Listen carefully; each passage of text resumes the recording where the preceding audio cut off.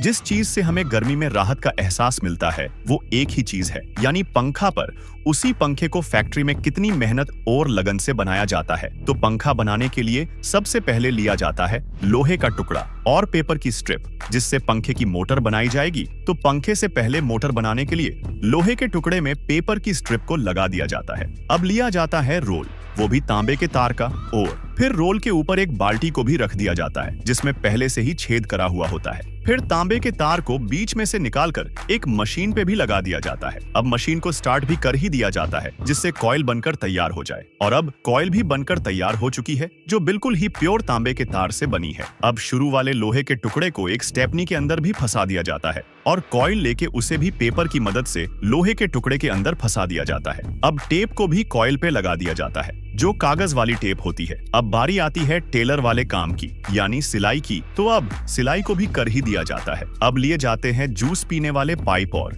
उनके अंदर भी तांबे के तार को लगा दिया जाता है सब चीजों जैसे। और अब तांबे के तार से करंट वाले तार को भी जोड़ दिया जाता है। अब इसको डाला जाता है पहली मशीन में जहां इसको आकार दे दिया जाता है मोटर का। और अब इस पे पेंट को भी कर ही दिया जाता है कि मोटर हवा देने के साथ थोड़ी सुंदर भी दिखे। तो मोटर पे तो पेंट हो चुका है, पर अभी भी इसको फिर से एक दूसरी मशीन में डाल दिया जाता है जहां मोटर पे लगेगी। रिंग सगाई वाली नहीं, मोटर वाली ही। तो अब मोटर पे रिंग भी लग चुकी है, मोटर वाली ही। फिर इसकी घिसाई भी कर ही दी जाती है जिससे मोटर पंखे में कहीं भी न अटके। अब इस पे लगाया जाता है इसका कवर। जैसे बिना कवर के मोबाइल की सुंदरता नहीं, वैसे ही मोटर की भी सुंदरता बिना कवर के बिल्कुल भी नहीं। तो आधा कवर तो छड़ चुका है। अब एक लोहे के पुर्जे को इसके बीच में डालकर और स्क्रू की मदद से बंद करके पूरा कवर भी चढ़ चुका है। अब बारी आती है मोटर के ऊपर स्लीव्स को लगाने की। तो अब स्लीव्स को भी छुड़ा ही दिया जाता है और साथ ही में पंखे के कंडेंसर को भी लगा दिया जाता है। फिर पंखे के ढांचे को लेकर और उसमें मोटर को लगाकर स्क्रू से बंद कर दिया जाता है। अब मोटर की कैप को भी लगा ही दिया जाता है। फिर लिया जाता है पंखे का फैन और उसे भी पंखे के ढांचे में फिट कर दिया जाता है। अब आगे के टुकड़े को लगाकर